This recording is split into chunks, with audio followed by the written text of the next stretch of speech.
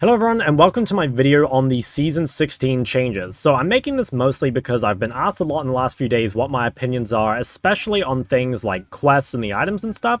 So while we are going to cover everything, I'm definitely going to go more in depth on the questions that I have received, and I'll make sure to timestamp everything in the comment section below so that you can make sure to skip around. So we'll start with the major goals. So before we get into specifics, we wanted to cover some of the high-level goals. Over the last few years, League has largely been about team fighting, so fighting over grubs, dragons, baron, Atakhan, etc.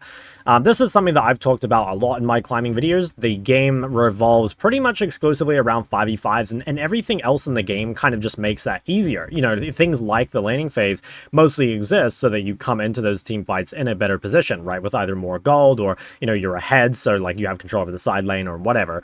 In other words, though, it's always Dragon, Baron, Atakhan, etc. that actually decide the game. So they say that we want to swing back towards a state where more strategies like splitting and sieging are viable in 2026. Big fan of that. I didn't expect them to go in this direction, to be honest, because I thought they were like very happy with the way the game has kind of just become a fighting game, but I'm really happy to see that, so that's awesome.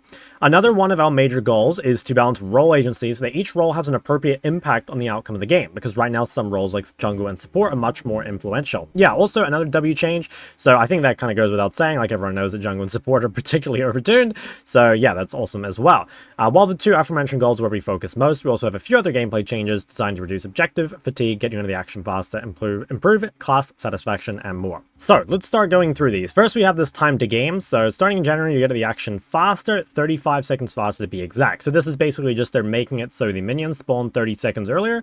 I think this is mostly just like they say, so there's less AFK time, but the only really big thing I think you'd notice for the game is perhaps there'd be a few less invades. It would really need everyone to be obviously like locked in at the start of the game, ready to invade. And it also prevents some of the late invades where, you know, a lot of time at the moment you might ward one side of the map and then late invade the other side potentially, you know, if you spot someone on that ward or something. So I'm kind of down for this. Again, I don't expect it to have a huge impact, but I think it overall should be good. Objectives. So the main thing they talk about here to begin with is that they're removing Atakhan from the game, which I am extremely thankful for. I think I've complained about Atakhan being unfair and imbalanced for probably every stream in the last 3 months. So that's good. I finally get some new content. I get something else to talk about on stream. Very happy about that. And Baron also returning to 20 minutes, I am a big fan of. They've also removed feats of strength. Personally, I'm pretty indifferent on these. Like, I don't think about feats of strength a whole lot, so them being gone or in the game doesn't really bother me at all. They've added back first blood and first turret rewards, which I like as well, so that's kind of nice. Now, with Atakhan and feats out of the picture, we're turning our attention to other objectives. So epic monsters should be a commitment that bears risk due to being exposed, but not so directly threatening that losing teams can't attempt to sneak one. To do this, we're making all monsters more durable and increasing the durability gained from Dragon Vengeance. So basically, it's just making it so I think when you're the winning team, it's you know, a little harder to like do these objectives, or if you do the objective, it's going to take you a bit longer and gives the other side of the map the chance to trade. So for example, taking a turret or shoving that extra wave or whatever. So I think that's a pretty good change. There's some other stuff here about adjustments to the golden XP and stuff, but overall, it's not a huge deal. Now, getting into some of the stuff that is more immediately obvious rather than being kind of under the hood, we have vision changes. So these are pretty big. So they say, first and foremost, we wanted to give more opportunities and power to wards dropped by pushing champions. If you guys have played a lot of mid and top, or if you've watched my warding guide, you'll probably be pretty aware that the requirements for side laning deep are pretty specific. You know, you need a pink ward a lot of the time, you need a deep ward, and getting that set up is not super easy. It's also quite easily cleared by the enemy team. So actually being able to consistently push into the enemy tier 2 turret, even if you're strong enough, can be pretty difficult. And the way they've done this is with the introduction of Faelights. So I'll show you this in a second, but there's special locations that if you place a ward in them, grant extra vision beyond a ward's typical range. So I think I have one here. Yeah, so this is in the Vandal video. You'll see that there's these spots that you can ward, and they reveal huge areas of vision, but only for a short amount of time. I think it's like roughly 45 seconds, but you'll see here, it just provides vision of that whole area for that entire time. And that's, again, going to be very useful, I think, both for defending, you know, like if you're falling behind a lot of the time, it can be really hard to enter the jungle, and that's going to be quite useful, right? Because that's going to help you check this vision to make sure that you don't just immediately die when you're trying to get to Baron or something to contest. But yeah, it's also quite good for being able to push the side lane and stuff. So I really like this. I think it's a really good change. There's a variety of spots around them all over the map. I'll put a link to this video in the description if you want to check the whole thing, but that'll be there as well. They're set in predetermined locations with some spawning at the beginning of the game, more appearing when the elemental rift transforms, etc. We're hastening the recharge rates of yellow trinkets so they're available more consistently. This is a pretty big deal for mid as well, for a couple reasons. One is that it's pretty impossible to have 100% vision uptime in mid. So again, if you guys have seen my warning guide, you will know that there is going to be a time in the game where you just don't have any trinkets available, and the only way really to bridge that gap is with a pink ward. But the problem is, well, not every game can you buy a pink, and also the pink ward location is very, very weak. You know, like, you can't really pink here because it doesn't save you, and it's difficult to pink somewhere like here because it's too aggressive. It's just going to get cleared too easily. When mid used to have this bush that was in the river, this was a great pink ward location, and it meant that you could defend mid with only one ward. Now, though, you know, you can kind of defend mid with one ward if it's a yellow ward, but you don't really want to put your pink out in the middle of nowhere here. Instead, you put it here. So what often happens is you need that combination of a pink plus a yellow ward in order to be completely safe. And for the other roles, this isn't as big a deal. You know, bot lane has far more wards to rotate through. Admittedly, they will use some in the bushes, but it's not as big a deal, especially when you're support. And you both have trinkets that you can use, and later, of course, the support has the support item. And then top lane, I think top lane is harder to gank. Like, most of the champions are quite difficult to gank, and also, you know, just based on the fact that the jungler can only be top side or bot side, so not a lot of the time, or maybe half the time, let's say, they won't be proximal to your lane. Whereas in mid, you know, it doesn't really matter where the jungler is, they can basically always gank you. So that's really, really nice. I still wish Riot would bring back this bush. I miss it so much. You can name it the Shok bush if you want. I'll give you permission, but I really, really miss that. Okay, so we can close that. Next, we have pushing. So depending on who you ask, all these split pushers champs, some might say split pushing is the best strategy in League. It is definitely not. Or if there's Ziggs, Xerath, Caitlyn, they might argue that sieging towers is the ideal way. While we aren't here today to say which strategy is best, we want to acknowledge that splitting and sieging aren't currently in great states. Yeah, I agree with this. So basically, and I said this in that how to climb video I made recently, side laning is very valuable. You know, side laning to push the side wave in and force someone to respond and then rotate to the team fight and stuff is really good, but actually taking turrets and stuff is very, very difficult, and it's hard to win the game doing that, especially because you're pulled to these constant objectives all the time. I think that they're right. Like, simply by removing Atakhan and making Baron earlier, I think that alone is going to make a huge difference. So some of the changes they're doing as well might actually push it over the line in the other direction. Splitting, I could actually see being too strong, especially with the top lane quest, which is something we'll talk about later. So, Crystalline Overgrowth is a new feature that builds up on towers over time, and when hit will be consumed to deal an extra burst of damage to turrets. So I think I have a video of this somewhere. I can't remember where I put it. Oh yeah, it's minutes here. And so you can see this here. It's like these crystals that, you know, again, appear on the turret, and when you hit it, it's going to burst and do this huge chunk of damage. And their goal with it, where was it? Yeah, allows champions of any role or class to make some pushing progress if they find themselves in a good situation for it. Yeah, so this is mainly because, you know, there are definitely some champions in the side lane right now that can't really threaten turrets in a big way. You know, again, you've probably seen me talk about this quite a lot, but you have a decision to make when you reach the enemy turret, which a lot of the time is like, well, do you want to rotate mid or do you want to hit the turret? And in most cases, for most mid laners, it's just rotate mid because taking the turret takes too long. And there's a kind of another thing with this, which is that you didn't get gold previously until you've actually killed the turret, which is something they're about to change. So speaking of plates, we want to create more piecemeal rewards for pushing, so they've been updated to stick around permanently and will be added to inner and inhibitor turrets, spreading out the current gold for taking a turret across each plate. So my understanding for this is you don't actually get any more gold, but it's just now in increments rather than all in one. So I could be wrong, but as far as I understand it, you know, the side lane turret is still worth 700 gold, but now it's not just all or nothing, right? It's not that, you know, your chunk on the turret is largely irrelevant unless you can actually kill the turret. And that's quite a big deal, and something I see lower level players do a lot, especially now, is they often waste a lot of tempo hitting a turret that they have no, you know, chance of killing. Now that will actually be worth it, right? Like, you're actually going to be able to get some gold. So I think that is really good, and it punishes people for, you know, just being slightly out of position, right? It punishes you for being slightly late to defend that turret. Previously, when you'd lose 20% HP on the side lane turret, it really wouldn't be that big a deal, but now that is going to be more punishing. So I think that's pretty good. Next one, another change we have coming is improvements to Homeguards. Now, this is, I think, kind of crazy, especially in the mid to late game. The enhanced movement speed from Homeguards will persist until you reach your outer turret, and once the laning phase is over, they will extend to the farthest push minion in each lane. So this is a big deal for a variety of reasons. One, it makes split pushing and side laning and stuff a lot more forgiving. So at the moment, the perfect split pusher, right? You would bring people to you, and you would make sure that you didn't get chunked and you didn't die or anything. You essentially want to bring as many people as you can without losing doing anything. And the reason for that is because, well, obviously if you die, it's going to be fairly bad, but even if you get chunked, you have to spend so long, you know, resetting, walking all the way back on the map, setting up your vision again, you know, like it takes a really, really long time to redo that. Now, if you can get back a little quicker, that is going to make it to where even if you slightly misjudged it, it's not the end of the world. Whereas before, you know, again, if you slightly misjudged it and you got chunked, you were about to spend like a minute and a half, you know, not pressuring anything pretty much. So I like that, I think, for the mid game. Especially because, like, in the mid game, the death timers are fairly long, so they can't just, like, get back to lane immediately. Now, I think it's a little spooky for the early game. So Vanderil made this video, again, I'll link this, where he compares the Homeguards. And even in the laning phase, the Homeguards are very, very powerful. So this is with just, like, all turrets available, and with no boots, I believe is what he says. And you can compare, this Jinx reaches her bot turret. So this is the updated one at the bottom. I'll just play it for you, actually. You can see how much faster she is, right? Because the Homeguards here runs out a lot earlier.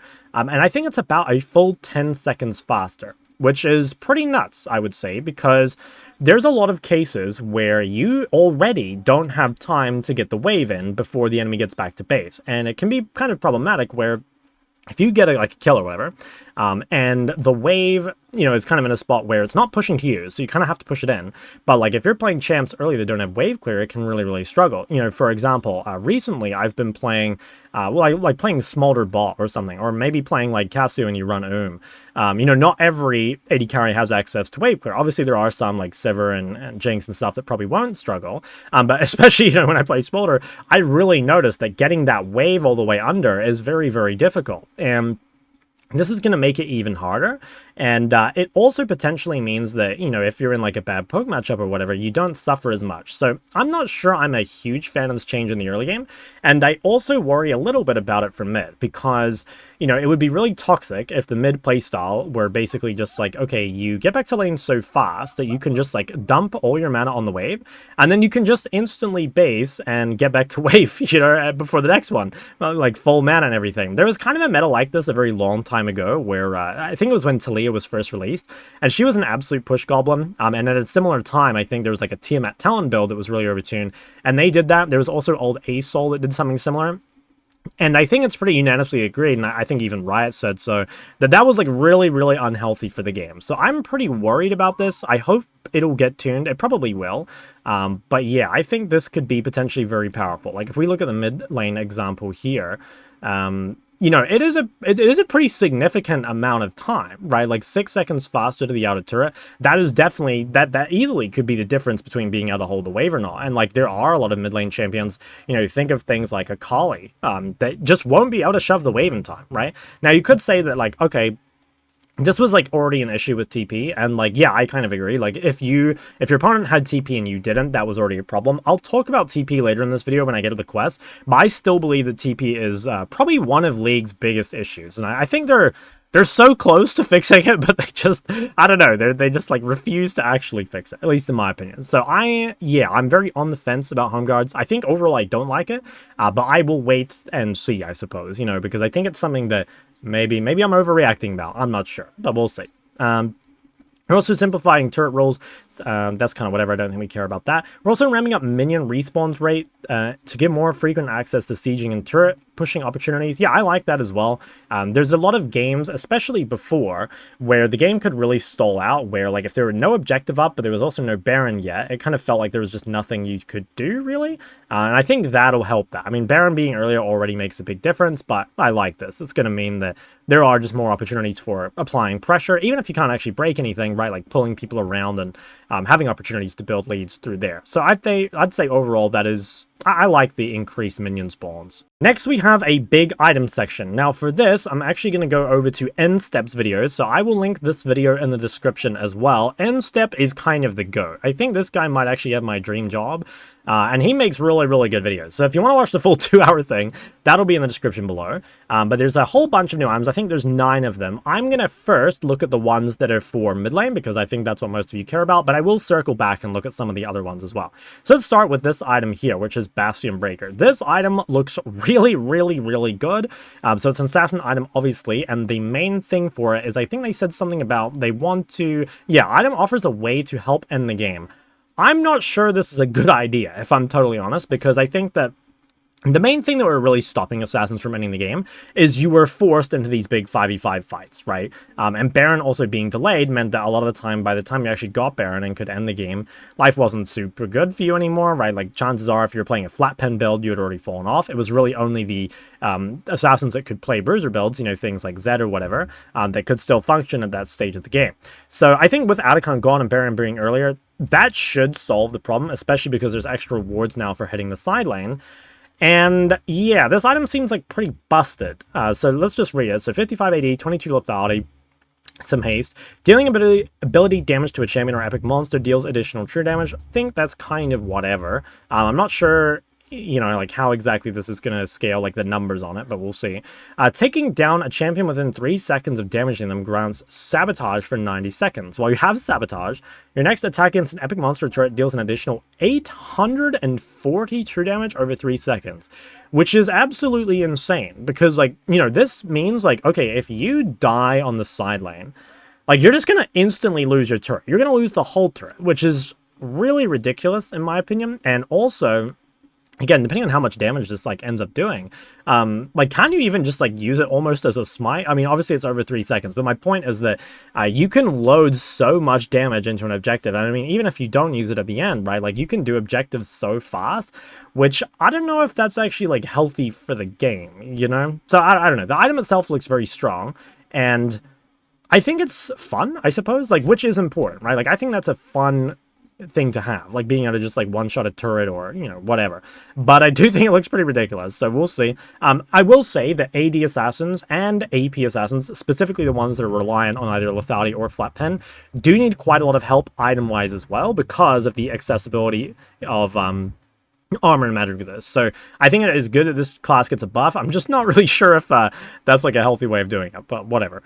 Okay, so next one we have is Actualizers. So what this does is for the next 8 seconds, your mana is empowered. While empowered, your spell costs are doubled, but you gain increased damage, shielding, and healing, and your basic abilities progress 30% faster. So this is a super, super sick item. I love actives, and I think this one is going to be really, really fun. Obviously, this scales with max mana, so I imagine that you build this alongside a tier item, right? Like, probably what the build would end up being would be something like tier, Actualizer, Seraphs or something, which I could definitely see being a mage build for like a lot of different champions. I know a lot of people have mentioned the obvious ones like Ryze or Cassie or whatever, but I really wouldn't be surprised if this just ends up being a standard mage item, because it looks really, really good.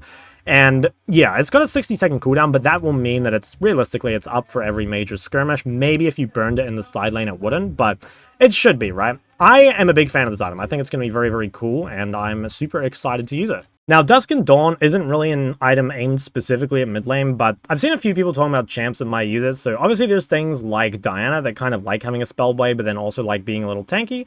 There's also things like Azir that maybe can make use of the on-hits or something. So, I don't know, build path looks super weird. The item itself is kind of all over the place, but it's kind of exciting. Like, I think the AP fighters do kind of lack interesting itemization in general, so I don't know, it's kind of cool item. We'll wait to see if it's like super broken on anyone, but I think it is kind of cool. Now, Gunblade is one that people have really been up in arms about. So Gunblade, if you guys remember, was a super broken item in the past. 80 AP, 40 AD, lifesteal, and spell vamp, and of course, like the active that it's known for, 60-second cooldown, point and click, shocks the target enemy champion, dealing damage and slowing them by 25% for 1.5 seconds.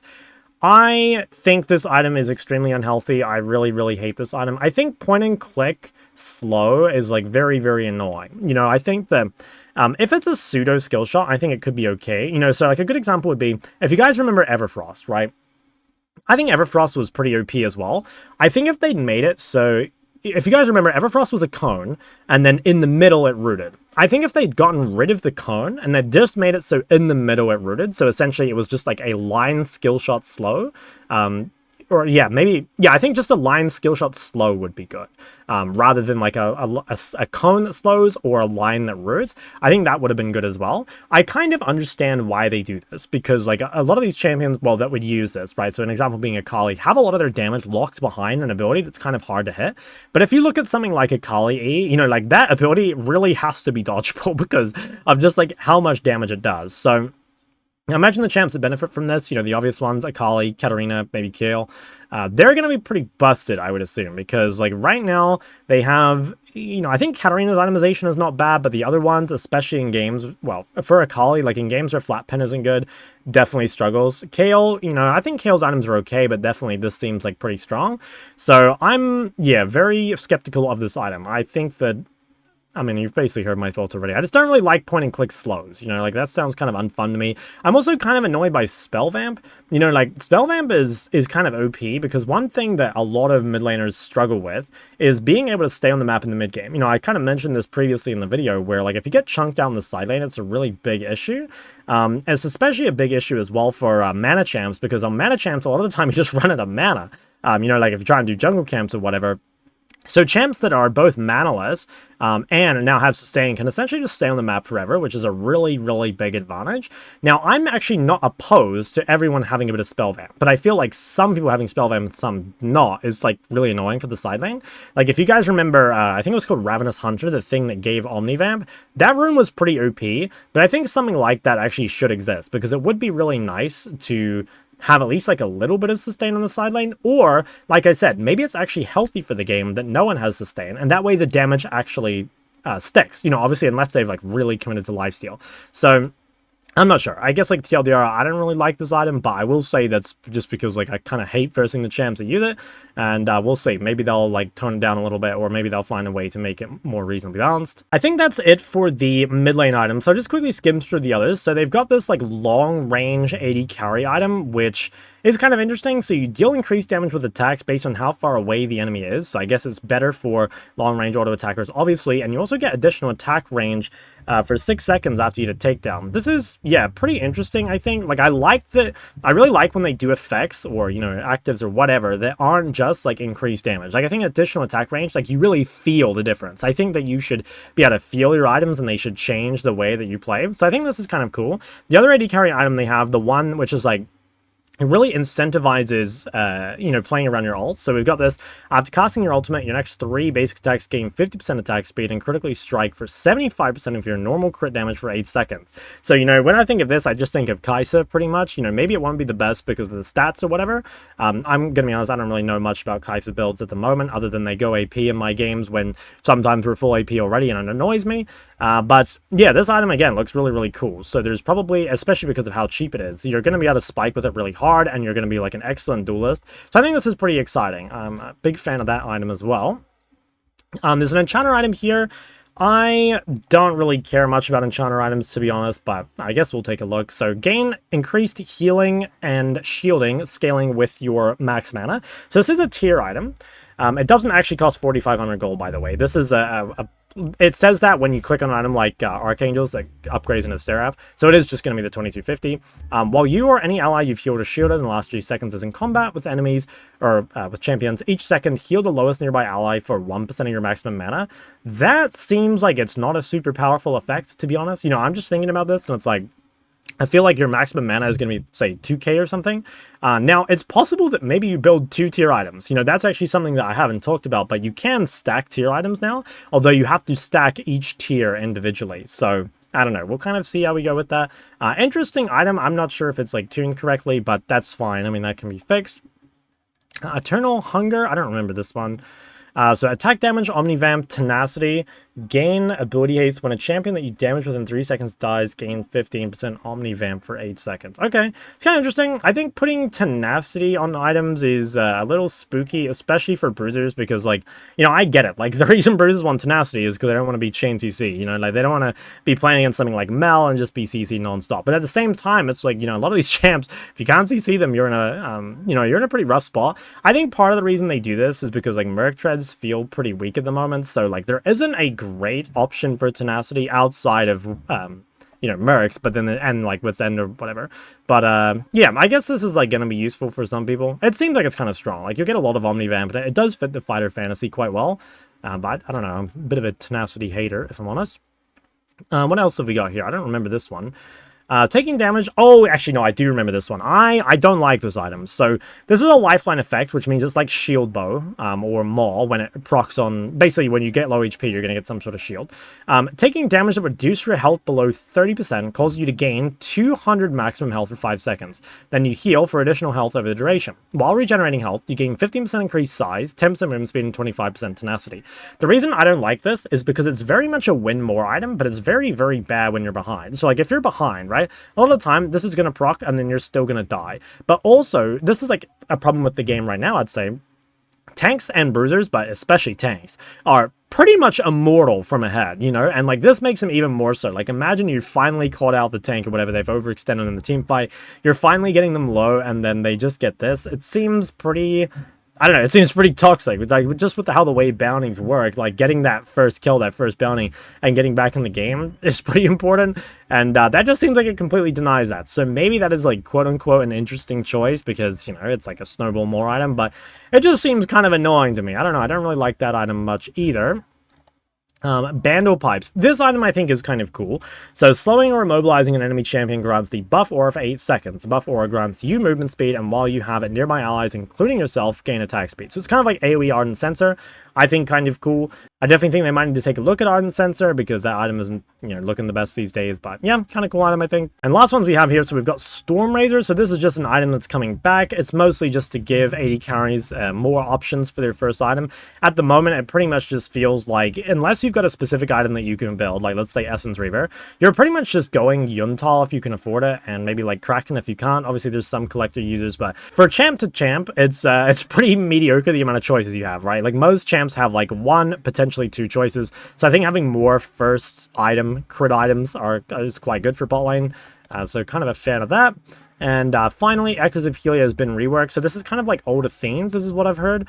So gain 35% of pre-mitigation damage dealt to champion as soul charges. Healing or shielding an ally consumes all soul charges to restore that as health. So yeah, older themes, really cool item. And I think this is also quite a cool item. And Echoes of Helia doesn't really get used a whole lot at the moment, so probably did need some sort of change. Okay, now we need to get into the biggest change. And this is the ones I've received by far the most questions about. So role quests. In January, top, bot, and mid will receive their own quests to reward unique power. Summon a jungle pet evolutions or support item upgrades. Your quest is decided by which role you're assigned in the lobby, so this means you can't like choose which one in game. Basically, it's just assigned. You'll progress these new quests by killing minions, champions, blades, towers, and objectives, so basically you should just get it naturally. You'll progress even faster by doing these in your assigned lane, so this is to kind of prevent lane swaps or something. Depends how it's tuned, I'm not sure how well it'll work, but I could see it. We expect quest completion times to vary, but everyone should be completing them around the time support items upgrade now. I think that's about like 10 minutes or whatever. I'm actually not too sure, I don't play a whole lot of support. Our biggest goal with role quests was to increase each role's satisfaction and make them feel like they have a unique way to engage with and influence that game. At the same time, this gives us a chance to buff top lane and bot lane relatively to the others, as they're currently the 2 weakest roles. So as a heads up, these quests are going to be comparatively stronger. I'm not sure I agree with that, by the way. Like, I don't know. Well, yeah, no, I don't think I agree with this at all. I think that the ways bot and top impact the game are maybe like kind of frustrating. You know, for example, like top lane doesn't have as many opportunities to impact the game, but the opportunities they do, they're extremely powerful, right? Like top laners are very, very strong at like the early grub fight or whatever, and top lane champions, especially the ones that are like in the meta right now, are ridiculously OP when they actually do get to join fights. And maybe that is a problem, like maybe they should be able to join more fights or whatever, but I don't know. Top lane does not feel weak to me, and I think bot lane is the same thing, where like bot lane feels quite frustrating in the sense that like you don't have a whole lot of agency in the early game, but then you perhaps even have too much agency over the mid to late game, and that could be a problem, but I'm not sure either role should be considered weak. That's just my take anyway. Top laners haven't had appropriate agency over the games, even if they won lane, and that's something we'd like to change. I'll say right now, I think that is total bullshit. You know, like, top laners from ahead are insanely, insanely strong. Like, I don't know if you guys have first, like, fed Mbessa, you know, fed Zahen, or, like, any other bruiser that comes out of lane. Like, top laners are insanely strong when they come out of lane ahead. So I don't agree with this at all. Now, I'm not, again, saying that top lane shouldn't have some changes, because I think I agree that the role is, like, kind of badly designed.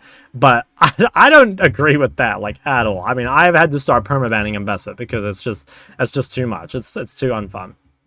Anyway, we expect top laners to get the most overall influence over the game from the role quests, offsetting the naturally low impact of the position. Yeah, I mean, again, I agree with that. Like, there are not as many opportunities to impact the game, but I don't know if they need to be more powerful. I'd rather they had more times to impact the game, rather than stronger in those times. Upon quest completion, top laners will gain a longer cooldown version of Summoner Teleport for free, on top of the 2 summoners they already chose. If you already took Teleport, instead it'll get stronger, providing a large max health shield on use. In addition to the Summoner spell upgrade, top laners will also receive upfront bonus experience, more experience from future sources, and an increased level cap. So this is, I think, pretty broken. Obviously, it depends a little bit on how the Summoner TP is balanced. They kind of showed in the video, like you have it here. I'm not sure what the cooldown is on it or anything, but if top laners are allowed to just, like, take double combat sums and have TP instead, like, that alone, I think, is, like, insane. But there's, like, maybe an argument that, yeah, you know, like, you might still need TP for laning phase. That could make a really interesting dynamic, though, because there are some champions that already kind of get away with, you know, being able to take, like, combat sums or whatever, right? And there are some that definitely can't. You know, like, I could see a world where, you know, things like, say, Darius that take Flash Ghost, or maybe Tryndamere that take Flash Ghost, and then really suffer in the side lane for not having TP. Now those champions could just be really strong, right? So I think that alone is going to be quite powerful.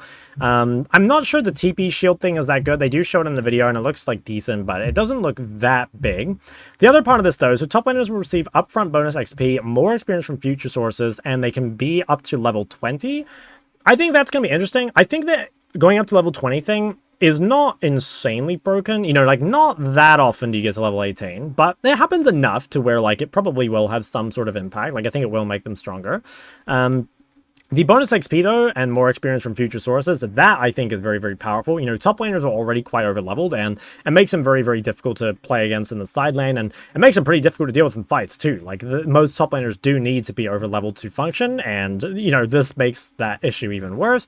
So, I don't know, again, like, that kind of seems like the snowballing with that might be crazy. I think overall, though, like, this can be tuned, right? Like, I'm not sure it's in a good state right now in terms of, like, health, but I think it's fun. I think it's exciting. Like, I think if you're a top laner, you're really looking forward to this, right? And I think that's what you'd want. Like, you really want to make sure that when you are reading these changes that you're actually excited to play. And I think that I'll talk about the summoner TP thing when I talk about mid lane as well, but I think this should kind of just be a thing for other roles in some fashion. Yeah, we'll talk about that in a sec. So yeah, the top lane one seems very strong, and it seems quite fun as well. So I think they've done well with this. Probably does need some tuning, but whatever. Now, to mid lane. Huge variety of champs can be played there, so we wanted this reward to be good for a wide variety of champion classes. So upon completing their quest, mid laners will receive a free tier 3 boot upgrade like the ones you could buy with feats, as well as an empowered 4-second recall with a cooldown. Now, from what I understand, the cooldown is quite long. I think it's 4 minutes, but I think it gets reduced or something by doing stuff or something. Can't quite remember, but yeah, anyway, that is like the Baron recall, but it has a cooldown. I think this is extremely boring. Now, I will say I'm pretty sure this is actually a strong quest. You know, like, it obviously, again, depends how they tune the boots and stuff. But I feel like just receiving a free upgrade, you know, like free stats, is really, really good. In the 4-second recall, there will be times where you're pressuring the side lane, and that 4-second recall allows you to eat it out. The thing is, though, and again, I don't know if you guys all feel like this, I just think when I look at the top lane one and I look at the bot lane one, I just think this is so boring. You know, like, I'm not excited by that at all. It's like, wow, I just get three, wow, I can't even talk. That's how much I hate it. You get free tier 3 boots. Like, I don't know, it's just so boring. And, like, the boots right now, I think are just, like, you know, most of them are kind of just stat sticks. I think the CDR boots one is kind of interesting because it gives, like, the movement speed. But, like, imagine you receive free sword shoes or whatever. You know, the sword shoes upgrade, spell slingers or whatever they're called. Again, it's like, it's just so boring, isn't it? I don't know. I think if the boots have more unique effects, it might be cool. But even then, I hate the mid lane quest. Not because it's weak. Again, I'll say again, I think it actually might be one of the stronger quests. I don't think, I've seen a lot of people dooming, you know, asking me, is mid lane dead or whatever. I definitely don't think so. But I think it's insanely boring. I wish they'd change it. Bot lane will lean even harder into the carry fantasy of the role. While top laners are getting more experience, bot laners will get a lot more gold. So upon completing their quest, bot laners get a sum plus increased gold from minions. So I think it's 300 gold flat at the moment. Again, these are subject to change, the tunings, so like we shouldn't worry too much about the numbers. But anyway, they get some gold, they get increased gold from minions, kills, assists, etc. And a 7th item. So the 7th item slot just holds the boots, which means they can go up to 6 items. I think, again, this is going to be kind of broken. So I've seen a lot of people saying that, like, okay, It's really rare that you're going to go to 7 items, and that is kind of true. But again, like, AD carries are already like incredibly strong late game. Now they're even like stronger, right? They're going to be able to have like that one extra item, which could be an extra BT or an extra more or whatever. You know, and that's going to make them like really, really hard to kill. But I think what they say here is actually the more important part. So even if you don't reach a new 7 item build, having that extra item slot is actually really useful. Like, I don't know, again, if you guys feel this, but a lot of time when I'm playing AD carry, I feel like I'm in a position where, you know, let's say I base on awkward gold. It's like, do I buy this crit cloak and then like lock myself out of buying like BF or pickaxe on the way to IE? Or do I potentially have to sell my D blade, which really sucks because like D blade's really broken, right? Because of all the healing. So I think that's going to be pretty strong. Again, it will depend on the tuning, because like if the gold income ends up, you know, they nerf it in the ground, like it might not matter at all.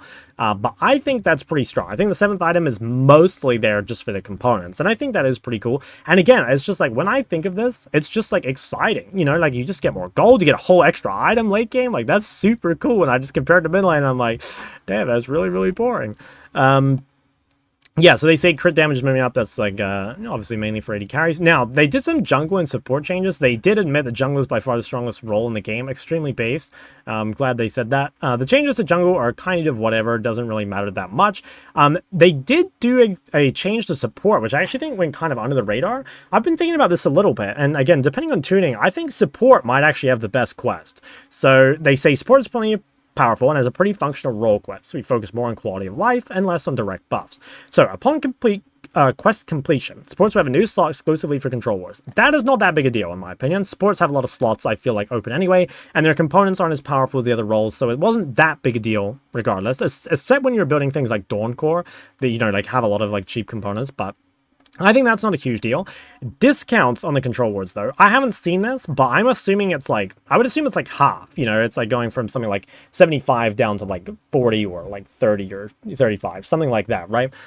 That's pretty big, because like one thing that you really struggle with as support in mid game is if you're playing any support that needs income, so like most enchanters or even some of the tank supports that have like synergies with specific items, you know, in games like, for example, it's a really good Frozen Heart game or whatever, and you want that item early.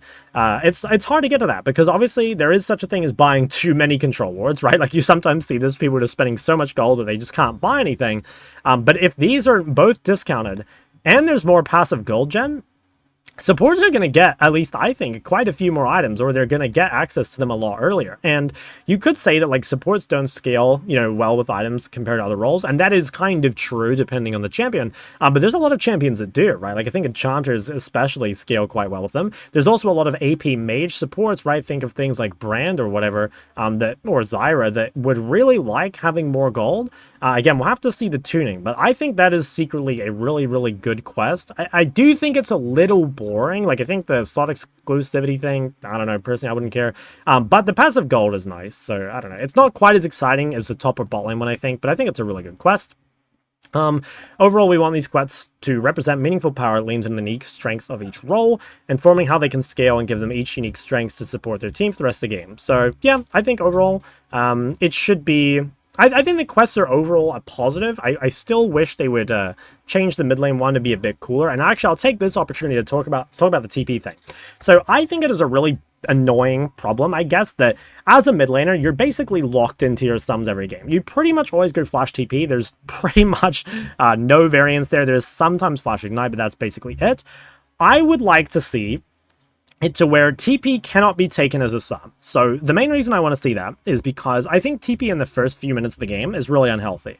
Like being out of base TP at say 3 minutes, if you get chunked out or whatever, is a really, really big problem. It invalidates some of the laning phase. The reason they keep it though is because there's a lot of champs that would be unable to lane without it. So I think if they tuned Homeguards correctly and then make it so TP isn't even available as a spell, I think that would be really, really good, because it's going to mean the laning phase means a lot more. And you're able to control, like, when the laners actually get TP. Then what I would do is I would give this, like, TP quest thing, the thing that top lane has, to both mid and top, but I wouldn't give it to bot. And my reason for that is one of the big issues bot laners have, one of their big complaints, is about mages bot, right? Now, mages bot do have some issues. Mages bot are weak at level 1, and in higher elos, that can be really punished. I think that mages bot also, depending on the meta, can really ruin your comp. So, like, at the moment, while there are strong AD tops and jungles, there are very few strong AD mids that can be picked. Sometimes counterpicked, right? But like as a blind pick or whatever, it can't. So as a mid laner, I really don't like when someone picks a mage bot on my team. And I think the bot laners also don't like when the mages bot are being played. Because the thing with mages bot is they're really easy to execute in comparison to marksmen, right? Like most of the mages that are played bot are not particularly difficult. And when you compare that to marksmen, which I would say is the most difficult class in the game, it feels really unfair, right? Like if you're playing something like, I don't know, Draven, and you're playing against something like Mel, it's pretty clear like who's the better player here, you know? Like I don't think it's rocket science to figure that out. And I think if they made it so teleport could not be taken bot, it would mean that like Mage's bot would basically just disappear. And maybe Riot sees that as like, maybe they don't want that. Because like there are some mages that are good bot that can't really be played mid. You know, you would think of things like, I don't know, what's a really good example? Like maybe, I was going to say Ziggs, but even Ziggs can be played mid. But there's, you know, there's all of these champs like Quay or Mel or Ziggs or whatever that clearly are better bot than mid. But are they in a healthy state bot? I don't really think so. And I think that, again, if TP couldn't be taken bot and could only be taken mid-top, or rather couldn't be taken at all, but was gifted to mid-top, I think that would just solve so many issues. It would mean that you could play combat sums mid, you could take Ignite, you could take Ghost, you can take Barrier, Exhaust, you know, you'd finally get some choice, and then you would still have TP for the mid game. Like, if they made it so TP unlocked at, say, 10 minutes or 14 minutes, I think that would be really interesting. It would preserve the laning phase, so Riot, please do that, and give me credit as well, because, you know, I'd like to take credit for that. Okay, so I think that's everything for quests. So I'm going to move over to Ranked now. All right, Ranked starts with Hi everyone. Today we're going to talk about some of the updates coming in Ranked in 2026. We're taking on some of the areas of Ranked that have been your biggest pain points, including matchmaking, autofill, queue times, and skill distribution. First, they have autofill parity. A reality of League is that some roles are more popular than others. Autofill exists to keep your queues going, otherwise we'd see extremely long queue times for mid lane especially. That said, we know that getting a role you didn't choose is frustrating, especially when you tried your best and lost LP for something out of your control. So we're making some changes to ensure these matches feel a bit more balanced and give you extra rewards for playing your best. I've always wondered, and maybe it's just because they think it's, well, I'm not really sure. I've always wondered why they don't just let you prioritize all your roles, you know, like rather than just say queuing mid-top, literally letting you just set a prior order of like what roles you want to play or not. I think that would go a long way. Because that way, you know, I think there's a lot of people that like have one role they can't play or whatever, you know, like there'll be some laners, like for example, like won't want to play jungle, and there'll be some players who just like don't want to play AD carry, you know, because again, the champs, you know, how few champions can be played in that role, or some people that don't want to play top lane because of the frustrating, you know, like purely isolated 1v1 experience. So I think just making it so you could literally prioritize 1 to 5 your roles would be really good. But anyway, we know it's a bad experience to be autofilled against someone who mains that role, especially jungle. So in the new season, we've made some changes to improve and sometimes eliminate that experience. A new approach to autofill will first attempt to match an autofill player against another autofill player in the same position, like jungler versus jungler. If that isn't possible, it will aim to have the same number of autofill players on each team. In the worst case, the team with more autofill players will have slightly higher MMR players. These adjustments should make games where you or someone in your team is autofill more evenly matched. So this whole thing, I will kind of believe it when I see it, if I'm honest. I like I like what they're saying. I would love to believe it, but I think there's a few issues I have with this. So the first thing is that just because an autofill player is matched against another autofill player does not mean they're even. So I'll give you some examples. Let's say a jungler is autofilled mid, and let's say a top laner is autofilled mid. I think it's pretty clear which one's going to be better most of the time, right? The top laner has much more experience playing, you know, a lane than a jungler does, right? In the same way that, like, let's say you've got jungler versus jungler, and it's like one team has a mid laner off-role jungler, and the other team has a support off-role jungler. Again, I don't think that's completely fair. Now, this is a pretty complicated issue, and maybe there's just like no way to make it perfect, but I don't know. I still think it's a step in the right direction, but I worry for this, I guess. Like, I don't think this can be totally fair. If that isn't possible, it will aim to have the same number of autofill players on each team. So yeah, once again, I think this can easily end up being quite unfair. So let's say, for example, I played a game yesterday where I was versus an autofilled support main mid, and you can imagine how that went, right? Not very good.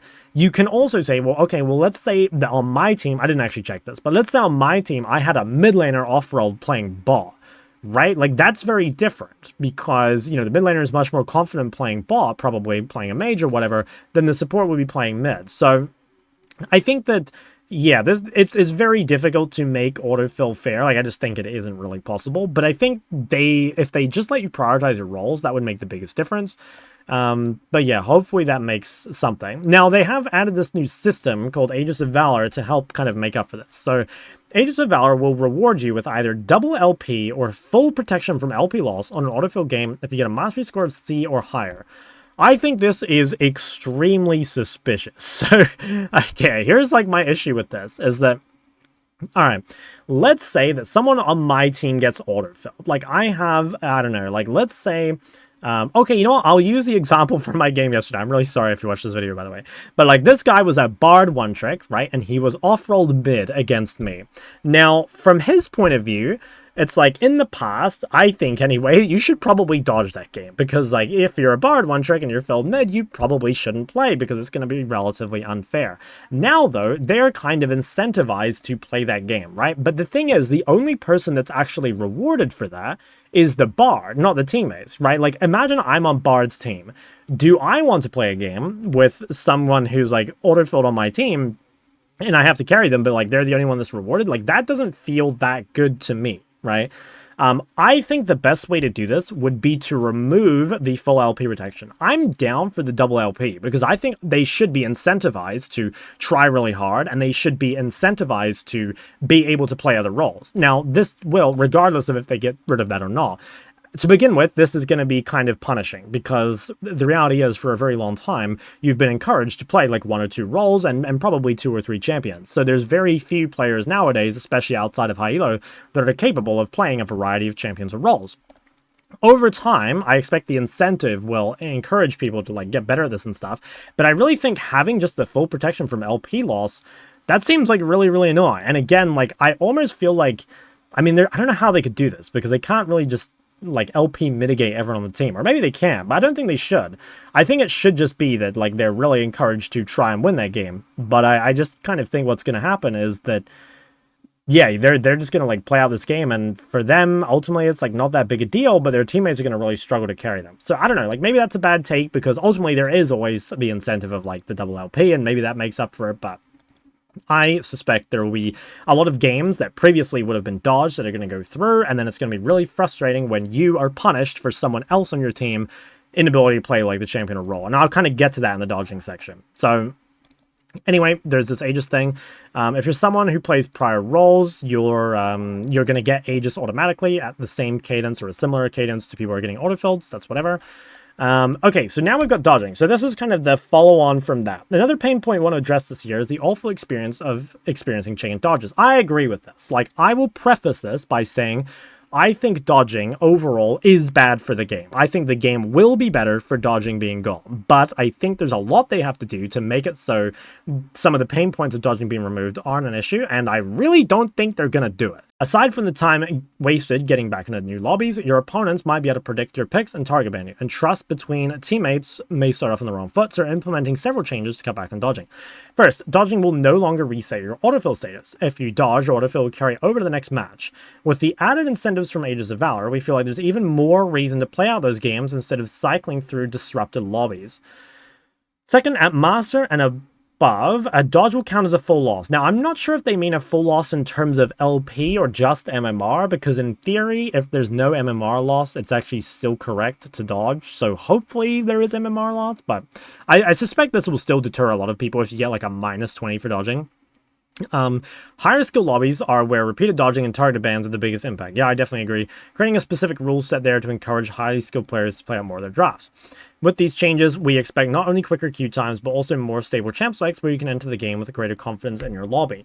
So my big issue with like dodging, counting as a full loss, is again like which player is actually punished. So I dodged a few games this week, and I remember 2 because there was one where I dodged one day and then I dodged immediately the day after. So one game I played recently, I was just like in champ select, right? And my top laner and my AD carry, who was like 5th pick or 4th pick or something, refused to swap with my 1st pick top laner.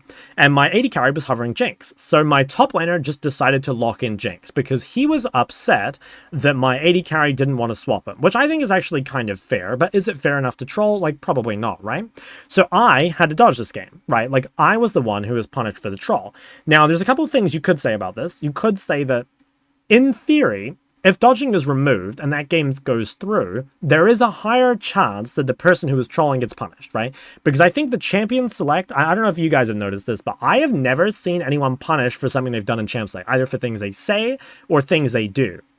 Even with the champ select reporting tools. I mean, of course I reported them, but like, I don't think it does anything.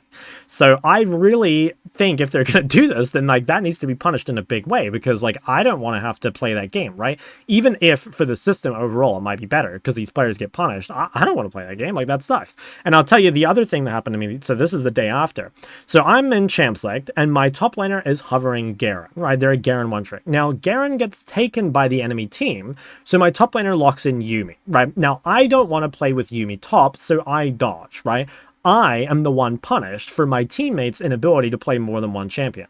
So I really don't like that, because I would want, again, to be able to at least dodge that game, right? To be able to avoid, essentially, like, the free LP loss. And they're probably saying, once again, like, yes, there are going to be these pain points where, unfortunately, you're going to be forced to play out this free loss. You're going to go in this game, you're going to have a Yuumi top, and hopefully they're then punished. I think you could also say, if, maybe they wouldn't lock Yuumi top if they didn't think someone would dodge, right? So maybe this kind of works itself out. But I guess, like, I just want them to absolutely, like, crack down on champs like behavior. And I just, like, don't think they're going to do it. So, like I said, I think it's overall good for the game. And hopefully it kind of works itself out. But I'm just thinking of the games I've dodged recently, and, like, I'm the one being punished for my teammates' inability to, like, play champs or to have, like, human mentals, and that sucks. And I still think that, with the autofill example I was saying before, again, like, if I have, like, let's say I am, I don't know, playing mid or whatever, and my support, let's say, again, Bard one trick is off-rolled and he's playing jungler or whatever, he's not going to lose anything for that game, and I'm going to? Like, how is that fair, I don't want to be punished for other people's inability to, play other champs or roles or whatever. So there should be something that gets better over time, but I'm still, I don't know, I'm kind of against it for now, but yeah, time will tell, I suppose. The rest of this, I think, is mostly whatever, but the last thing I wanted to talk about is duo queues. So they're re-enabling duo queue in all ranks, including challenger for most regions. So this is, I think duo queue can never be balanced, but I still actually think it's good for the game. So it kind of does mean that certain combinations will just be broken, right? Like mid-jungle duo is broken, bot lane duo in challenger especially is broken. There isn't much that can be done about that, but I think the pros outweigh the cons. So, like, one, it's a lot more fun to play duo. Pretty simple. It makes the game more fun. And I think also from a content creation point of view, it's really good. Like, I think if you guys remember, a lot of, like, the old big streamers and stuff did do a lot of, like, duo queue. It's very fun to watch. Like, I remember coming home and watching, like, I'm a Cutie Pie videos all the time of this, and, like Sneaky Rush duo and stuff like that, Jensen Rush as well. There's a lot of, like, really funny content that can be made duo that can't really be made solo. And I think overall the content and, like, the kind of advertisement the game gets, that makes that worth it. But in terms of ladder integrity, clearly the ladder integrity suffers a little bit for it. But overall, I still think it's worth. It's just going to mean that we're going to have to spam some e-girl duos or something. But yeah, anyway, I think that's it for this video. So, like I said, if you've got this far through, you're kind of the GOAT. I appreciate that. Again, if you have any other questions, kind of my stream, feel free to ask me something there, or put them in the comment section below and I will try to reply. So thank you guys so much for watching. Hopefully you enjoyed, and I'll see you all in the next one.